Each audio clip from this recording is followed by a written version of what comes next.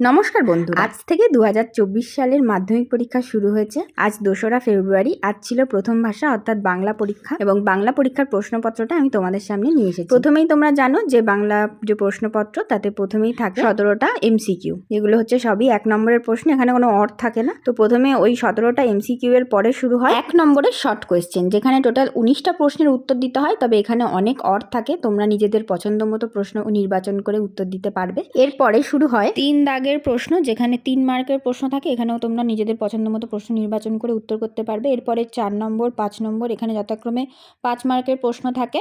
এখানেও অর থাকে যথেষ্ট পরিমাণে। 6 নম্বর 7 নম্বর 8 নম্বর, এখানে তোমরা অনেক অর পেয়ে যাবে, নিজেদের পছন্দ মতো উত্তর করতে পারবে। 9 নম্বরে থাকে চলিত বাংলায় অনুবাদ করা, ট্রান্সলেশন। 10 নম্বরে এবার এসেছিল একটি কাল্পনিক সংলাপ এবং একটি প্রতিবেদন রচনা, যার মধ্যে যে কোনো একটা তোমাদের উত্তর করতে হবে।